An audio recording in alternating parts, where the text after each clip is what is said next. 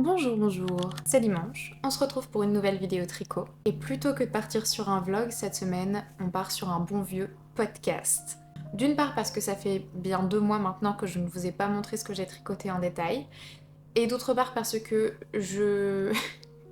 j'ai tellement tricoté non-stop ces dernières semaines que maintenant j'ai trop mal pour continuer à tricoter. Je fais une petite pause de quelques jours et je me suis dit que filmer un vlog où il y avait pas tellement de discussions tricot, de réflexions autour du design, ça serait peut-être un petit peu moins intéressant. Donc, le programme aujourd'hui, c'est de vous montrer toutes les pièces que j'ai tricotées depuis le début 2026, donc janvier-février. Ne soyez pas surpris s'il n'y a pas énormément de variété dans les projets, parce que j'ai énormément travaillé sur mes propres patrons, et je sais pas si on réalise à quel point ça demande de faire, défaire, recommencer, tester, changer d'avis.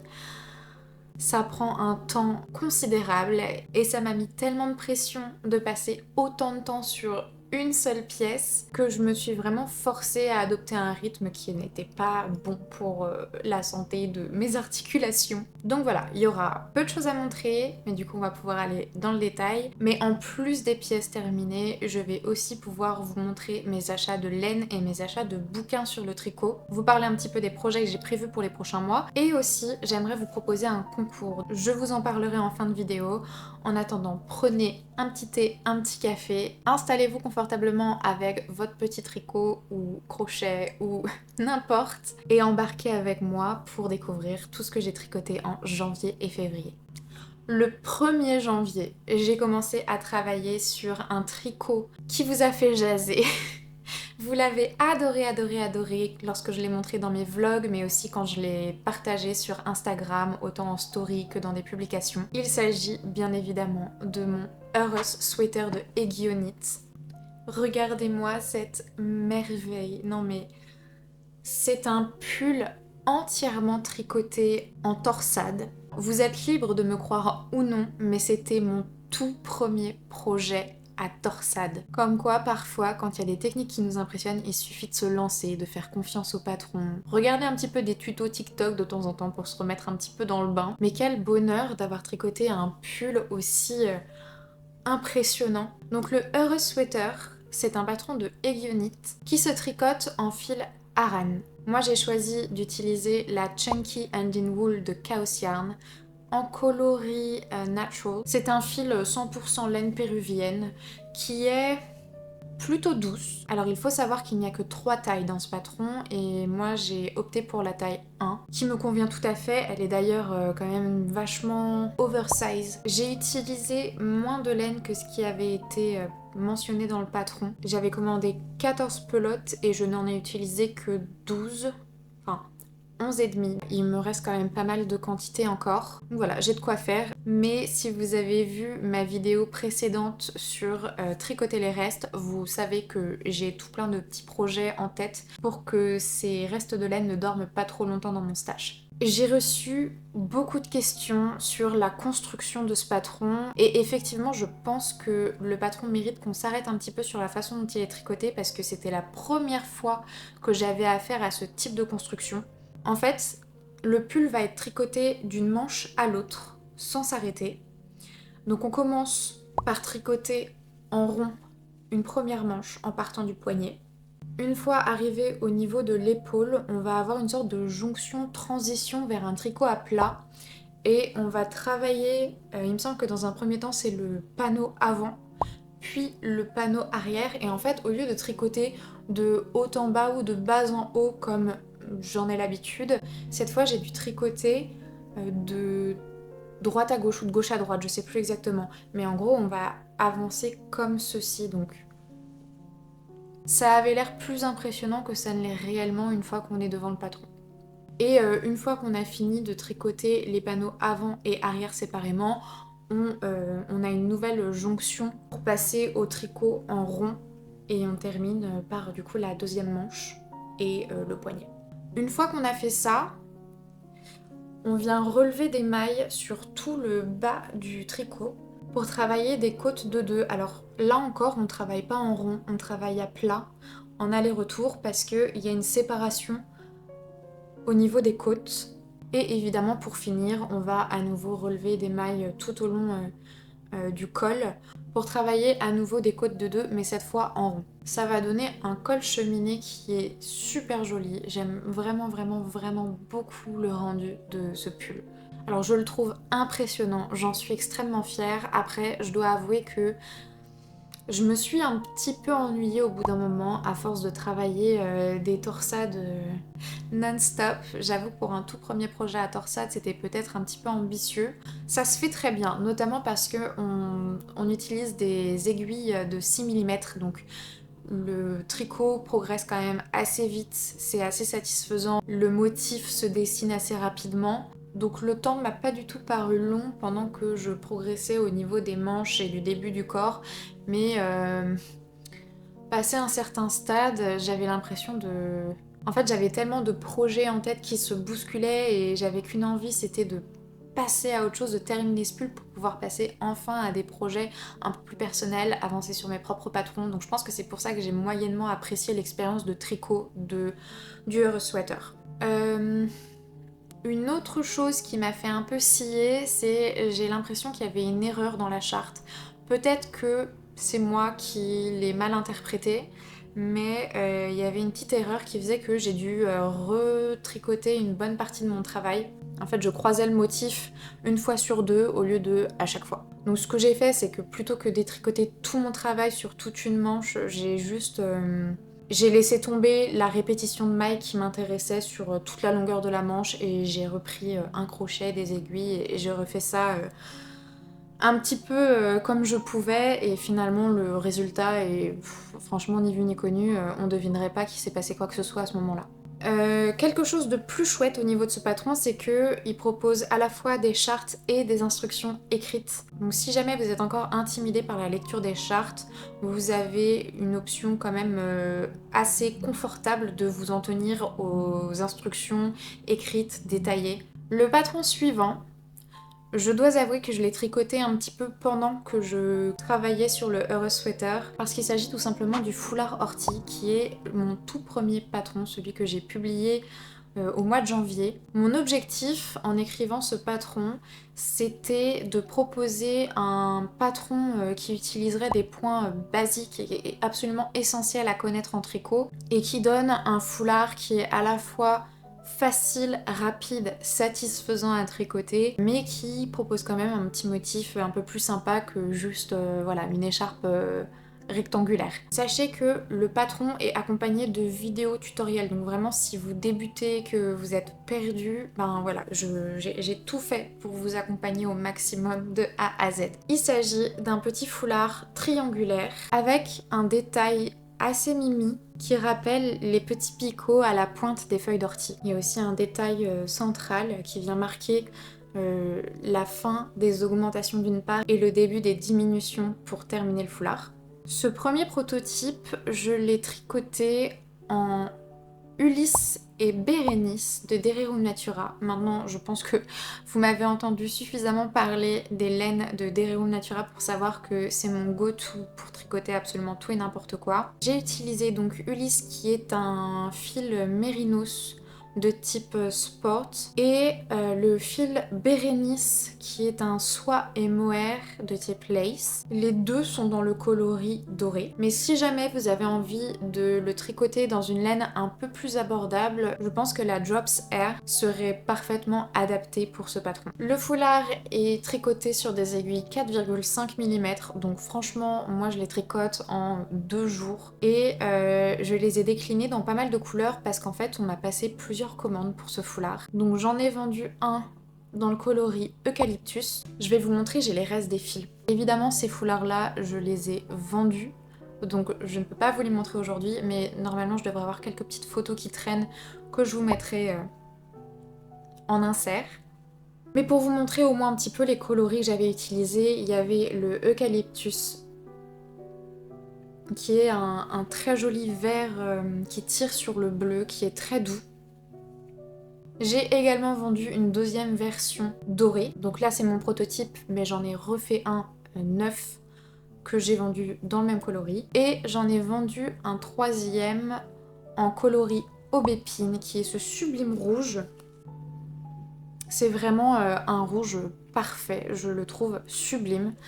Et cette fois, je l'ai associé à un reste de fil de soie et mohair de Sisley Riguette, dont je vous ai déjà parlé puisque j'avais tricoté ma cloud blouse de petite knit avec. C'est le coloris Autumn Red. Ce combo-là était sublime, j'ai adoré le résultat. Finalement, je me suis tricoté un 2e foulard rien que pour moi, donc en plus du prototype, je me suis tricoté un foulard ortie en coloris sel, toujours avec la Ulysse et la Bérénice de Dererou Natura. Et cette version-là, je la saigne, je la porte tous les jours, à chaque fois que je sors. Elle est trop mignonne, on peut la porter comme ça vers l'avant, nouée si on veut bien la sécuriser pour avoir chaud, mais on peut aussi la porter avec la pointe du triangle à l'arrière de la nuque.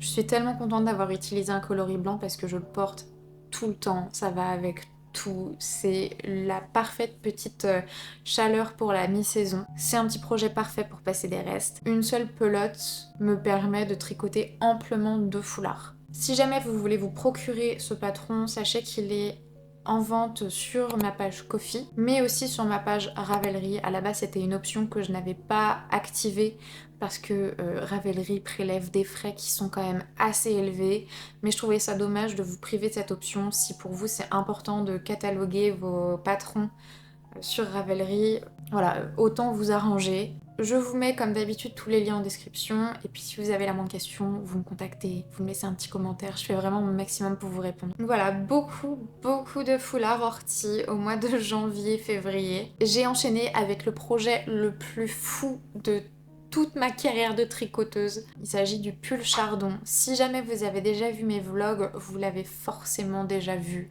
Vous m'avez entendu en parler, vous m'avez vu faire des tests, vous m'avez vu décortiquer des chouettes designs. J'ai terminé de le tricoter hier. Il ne me manque plus qu'à broder un chardon au centre du pull. À la base, mon objectif c'était de designer un pull oversize mais aussi assez élégant, et j'avais prévu un motif jacquard pour avoir un joli motif de chardon au centre du pull, mais je vous avais montré les résultats de mes tests et c'était vraiment pas concluant. Voilà, je pense que l'échantillon parle de lui-même, ce n'était pas lisible du tout. Et on s'était mis d'accord sur le fait qu'il valait mieux essayer de broder le motif. La difficulté avec le chardon, c'est que en fait les fleurs sont des pics. Tenez, je vous montre. Bon, quand je suis partie sur le design du pull chardon, c'est essentiellement parce que c'est ma fleur préférée. Évidemment, je ne vous apprends rien, hein, les chardons, c'est fait de petites piques plutôt que de pétales. C'est vraiment compliqué de rendre justice à la beauté du chardon à partir d'une grille de jacquard qui va pixeliser le motif et invisibiliser la texture du chardon qui est en fait absolument essentielle pour comprendre qu'il s'agit d'un chardon. Bon voilà, ça c'était pour le côté design. Un autre détail que j'aime d'amour sur ce patron, c'est le motif au niveau des poignets. Regardez comme c'est joli. Alors c'est un motif que j'ai décidé de ne mettre qu'au niveau des poignets parce que avec la broderie au centre du pull, je me suis dit que le répéter au niveau du col ou en bas du corps ce serait un peu trop chargé. Je ne voulais pas que le motif un peu semi-torsadé prenne le pas sur l'essence du pull que j'avais prévu. Donc on est resté sur un col double en côte 1-1 torse. Pour le bas du corps, on est sur des côtes 1-1 torse également, mais cette fois travaillé à plat pour avoir une petite fente et un tombé un peu moins en boule, un peu plus longiligne. Que vous dire de plus? Alors, j'utilise mon combo de laine préféré. Encore une fois, c'est chez Dereroo Natura que ça se passe. J'ai utilisé la Gilliatt qui est un fil de type worsted avec un fil de Bérénice, donc un fil de lace en soie et mohair. La Gilliatt c'est un 100% mérinos cardé en coloris poivre blanc. Ça c'est ce qui me reste. Et la Bérénice, je l'ai prise en coloris orgeat, donc c'est un blanc un peu plus froid. J'aime beaucoup le rendu ensemble, ça donne un gris pâle. un petit peu moucheté par endroits, ça lui donne un aspect très rustique, naturel, alors que la laine est super douce. Voilà, je sais pas si vous pouvez bien voir, mais il y a un aspect un peu moucheté. L'avantage du fil Gilliatt, c'est que ce sont des grosses pelotes. Voilà, on est sur des pelotes de 100 grammes. J'ai utilisé en tout 5 pelotes de Gilliatt et 7 pelotes de Bérénice. Il me reste suffisamment de fil sur ma 5e pelote pour pouvoir broder le motif du chardon. J'avais prévu de le faire en bleu, toujours en Gilliatt mais dans le coloris Heure Bleu. Alors c'est vraiment un coloris que je trouve très beau et qui match extrêmement bien avec le poivre blanc. Mais en fait, finalement c'est ça, hein, le design, il évolue au fur et à mesure que que j'avance dans mon prototype et je me suis dit qu'avec les détails au niveau des poignets, les mailles torse, tout ça, j'aime quand un tricot est riche en détails, mais pas quand il prend toute la place dans ma tenue. Donc je m'étais dit que je partirais plutôt sur un motif de chardon ton sur ton. Comme le fil est assez épais, je pense qu'il y aura suffisamment de texture pour que le résultat soit lisible. Et surtout, je pense que ça restera très harmonieux. À ce propos, n'hésitez pas à me suivre sur Instagram. Je pense que je vais attendre d'avoir fini toute la conversion des tailles pour lancer un appel au testing. Si vous êtes intéressé pour tricoter ce patron, faire partie un petit peu du processus d'écriture du patron avec moi, ça va se passer sur Instagram, rejoignez-moi, je vais avoir besoin de votre aide. À savoir que évidemment, je vais faire au mieux pour être inclusive dans les tailles proposées dans le patron. Je vais voir jusqu'où je peux assurer un rendu aussi respectueux que possible de tout type de morphologie. Mais pour ça, je vais évidemment avoir besoin de testeuses pour toutes les tailles que je vais vouloir proposer. Donc je compte sur vous pour être au rendez-vous sur Instagram pour l'appel au test. Moving on. Mon dernier projet, c'est un projet qui est encore en cours et que vous connaissez déjà certainement, puisque il s'agit d'une Sophie Hood. Je vous avais déjà mentionné que j'avais acheté 2 grosses pelotes de Gilliatt en coloris Aster pour tricoter une Sophie Hood pour l'anniversaire d'une amie. C'est une amie qui fait du crochet et qui a vu sur les réseaux sociaux tout plein de tricoteuses show off leur Sophie Hood et elle est tombée complètement amoureuse de cette grande capuche écharpe et je ne peux que la comprendre. Je dois avouer que c'était un des premiers projets tricot qui m'avait fait de l'œil quand j'ai commencé à tricoter et finalement je n'en avais jamais réalisé pour moi. Donc j'ai acheté le patron en fin de semaine et j'ai commencé à tricoter donc juste la première partie de l'écharpe. C'est un patron que je n'ai honnêtement plus besoin de vous présenter. Je pense que vous avez dû en entendre parler dans tellement de podcasts. Mais voilà, pour faire très simple, il s'agit d'une grande capuche tricotée en point mousse avec un bord en high cord, ce qui donne une finition vraiment très propre. Elle se tricote sur des aiguilles de 5 mm, donc ça va encore une fois assez vite. Ce qui est dommage, c'est que je ne pourrai pas vous montrer la Sophie Hood quand elle sera terminée, puisque malheureusement je l'aurai déjà offerte. Bon, ça va de soi, je vous ferai évidemment quelques petites photos, éventuellement des vidéos, pour vous montrer le résultat et vous le présenter dans un prochain podcast. Mais voilà, c'est tout ce que j'ai à dire pour la Sophie Hood pour le moment. Quelques mots sur les projets que j'ai prévus. J'ai refait une commande chez Dererum Natura. Je suis désolée. Je suis vraiment désolée si je ne vous montre que des fils Dererum Natura depuis un moment. Je dois vous avouer que depuis mon voyage en Écosse, où j'ai pu en toucher en boutique, je ne jure plus que par ces laines. Elles sont douces, elles sont éthiques, elles sont belles, le rendu est sublime, les coloris sont très variés. Je trouve vraiment mon bonheur là-bas, donc je suis désolée, je suis amoureuse. Tout ce que vous pouvez me souhaiter maintenant, c'est que cette histoire d'amour se passe au mieux. Dans tous les cas, je vous montre ce que j'ai commandé. J'ai prévu une quantité pull de Gilliatt et de Bérénice, encore mon combo préféré, dans le coloris ébène. C'est un noir profond, quasiment uni. Je pense que ça ne se verra pas du tout à la caméra, mais il y a de très légères touches de marron très foncé. Pour le projet que j'ai en tête, j'avais prévu de doubler la Gilliatt avec un fil de Bérénice en coloris fusain, puisque je ne sais pas s'il existe un noir plus soutenu chez Derry Room Natura. J'avais l'impression que c'était le coloris le plus foncé. Et en fait, j'ai eu une petite surprise en recevant mon colis puisque, je sais pas, on dirait un gris très foncé avec de légères variations un peu jaunes. Au vu des couleurs sur le site, je m'attendais à un noir quand même, alors certes pas aussi profond que le coloris ébène, mais quand même à quelque chose de plus foncé que ça. Et en fait, ben non. Je pense que c'est simplement dû au fait que les teintures artisanales en fait présentent forcément des variations de couleurs assez légères, hein, mais voilà, c'est pas tout à fait ce à quoi je m'attendais. Ceci dit, comme la Gilliatt est très profonde, je pense que tenue ensemble, j'aurai quand même le résultat que j'espère. Donc voilà, j'ai pris 6 pelotes de Gilliatt et 7 pelotes de Bérénice. Et l'objectif, ce serait de me tricoter un cardigan. J'avais acheté un cardigan noir chez Cézanne. Il s'agit du modèle Gaspard, si je ne dis pas de bêtises. Je vous montre ça parce que vous allez comprendre pourquoi j'ai besoin de me tricoter mon propre pull. Voilà, donc ça c'est mon gilet Gaspard de Cézanne. Ça doit faire peut-être 3 voire 4 ans que je l'ai acheté. Et je le porte extrêmement peu. Le problème avec ce gilet, c'est qu'il est tellement fin qu'il ne rentre pas vraiment dans mon style. Moi j'aime les pulls qui sont très enveloppants, très épais, qui apportent vraiment de la matière dans un look.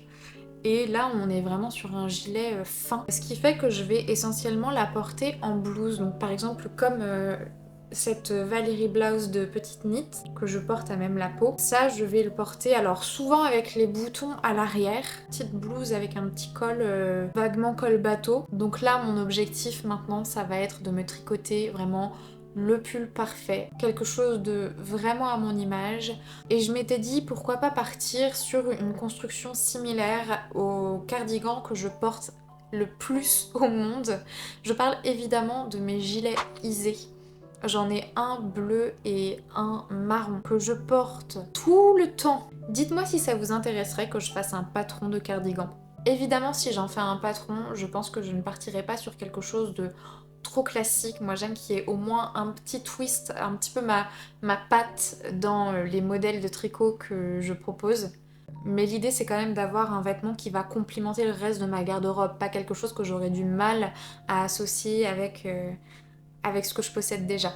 Un autre projet tricot que je compte faire dans les prochains mois, c'est un col amovible. Je vous en avais encore une fois parlé dans ma vidéo sur les restes. J'ai beaucoup de restes de laine de Chaos Yarn et je pense que ce sera parfait pour me tricoter un joli petit col blanc à associer avec tout plein d'autres pulls pour leur donner un twist un peu différent selon l'humeur. J'ai commandé un combo Ulysse et Bérénice en coloris cacao. Donc Ulysse c'est un mérinos encore, tout comme la Gilliatt, mais plus fin, c'est un type sport. C'est le combo que j'avais utilisé pour mon foulard ortie notamment. Je ne sais pas encore quoi en faire, hein, je vais pas vous mentir, je l'ai commandé sur un coup de tête. C'était plus dans l'idée de tester, m'inspirer pour créer davantage de design. J'en ai pris 2 pelotes de chaque, donc 2 pelotes d'Ulysse, 2 pelotes de Bérénice, pour me laisser un petit peu de marge pour différents types de projets. Ça c'est une chose. Le dernier projet qui me tient vraiment à cœur, que je veux absolument commencer, c'est un foulard en mohair que j'aimerais designer pour vous proposer un patron courant printemps. Alors cette fois, je n'ai pas fait de commande de laine pour ça, puisque j'ai suffisamment de mohair dans mon stash pour ne pas en recommander pour rien. J'ai ce bleu, c'est la Bérénice en coloris heure bleu et la Bérénice en coloris Merlot que j'avais utilisé pour tricoter ma Isla Shawl de Biche et Bûche. Ce sont 2 teintes qui m'inspirent beaucoup pour un projet un peu particulier. Je sais pas à quel point j'ai envie de vous révéler les détails de ce patron. Mais l'idée, ce serait d'avoir un joli bandana, encore une fois triangulaire, à porter autour du cou, dans les cheveux, vraiment un accessoire qui serait adapté au printemps-été. Et j'aimerais incorporer soit des motifs dentelle, soit des perles, pour un objet vraiment unique, quelque chose d'expérimental, quelque chose de... Voilà, un projet tricot avec lequel vous pourriez vous amuser et surtout que vous auriez envie de porter par la suite. Il est bien possible que je me pose dans un prochain vlog pour commencer à réfléchir plus précisément au design de ce foulard. Donc si ça vous intéresse, restez par ici, restez dans le coin et ça arrivera un dimanche prochain. J'espère que vous êtes encore là, j'ai encore quelques petites choses à vous montrer. Avec ma sœur, on avait craqué sur ce joli livre. Ce sont les animaux de Saussol, ce sont des petits patrons pour tricoter des peluches d'animaux. Alors en fait, je dis tricoter, mais en fait les peluches sont faites en crochet et c'est leur vestiaire qui va être tricoté. En fait, ils ont pas mal de petits accessoires, de petits vêtements qui sont pour certains interchangeables et il y a différentes peluches. Celui que ma sœur a préféré, la grenouille avec, je cite, son air de victime. Mon préféré à moi, c'est l'ours. Il y a même un patron pour le Petit Prince et même pour son renardeau. Donc vraiment un coup de cœur, ce livre. Je ne sais pas crocheter, mais ma petite sœur m'a promis de m'apprendre. Donc j'attends d'avoir un peu d'espace dans mes projets et un peu moins mal au poignet pour me lancer dans la conception d'un petit doudou adorable. Mon Dieu, ça fait plus d'1 heure que je parle. Si vous êtes resté jusque là, c'est peut-être parce que vous êtes intéressé par le fameux concours que j'aimerais vous proposer. J'avais envie de marquer le coup à l'occasion des 1000 abonnés sur ma chaîne. Bravo, vous êtes très courageux. Le lot que je vous propose, c'est ce magnifique livre de broderie sur tricot. C'est un livre de Judith Gomlich. Désolée, vraiment navrée pour la prononciation. Cette dame merveilleuse fait des broderies somptueuses sur les tricots. Et je vous avais raconté que pendant un voyage en Écosse, j'étais tombée sur un exemplaire de ce livre qui m'avait complètement tapé dans l'œil. Je m'étais dit que ce serait quand même très chouette de vous le faire gagner. D'autant plus que mon prochain patron va parler de broderie, donc je trouve ça très approprié de vous proposer un ouvrage somptueux à ce sujet. C'est un livre qui à la fois va vous expliquer en détail comment broder sur votre tricot, mais en plus qui va vous donner pas mal d'inspiration et des patrons. Je sais pas si on peut appeler ça des patrons, mais regardez comme c'est beau. Là, c'est de la broderie avec un ruban en satin. Regardez. Il y a plein de petits insectes et puis à côté il va y avoir des petits croquis. À la fin du livre, vous pouvez retrouver différents... je ne sais pas si on peut parler de pochoirs, mais à la fin du livre, on a tout plein d'illustrations à la bonne échelle pour être reproduites sur vos tricots. Alors petite précision, c'est un livre qui n'existe qu'en anglais. Donc ben voilà, si vous souhaitez participer au concours... assurez-vous de maîtriser suffisamment l'anglais pour comprendre les instructions, sinon c'est quand même dommage. Dans tous les cas, j'espère que ça vous fera plaisir. Le concours se déroulera sur Instagram. Ce que je ferai, c'est que je préparerai une publication sur mon compte Insta avec tous les détails pour remporter ce joli bouquin et pourquoi pas des patrons du foulard ortie. Si jamais ça vous intéresserait, n'hésitez pas à me rejoindre sur Instagram et à rester à l'affût de mes prochaines publications. J'espère vraiment que le contenu que je vous propose vous plaît. Je me sens un petit peu partagée parce que à la fois je suis très heureuse et très fière de ce que j'ai tricoté pendant 2 mois et en même temps ça me semble peu. J'espère que ça vous aura plu, j'espère que ça vous aura inspiré, donné des petites idées pour la suite. Pour ma part, j'ai très envie de savoir ce que vous tricotez en ce moment. Donc dites-moi en commentaire sur quel patron vous travaillez en ce moment, s'il y a des patrons que vous envisagez de tricoter dans les prochaines semaines. Comme d'habitude, je passerai en commentaire vous faire des coucous et découvrir ce que vous faites de votre côté. Comme à mon habitude, j'ai beaucoup parlé, donc j'espère que vous avez eu votre dose, que vous avez pu avancer sur vos projets en cours. Moi, je vais retourner à mes projets broderie et je vous dis à dimanche prochain pour une nouvelle vidéo.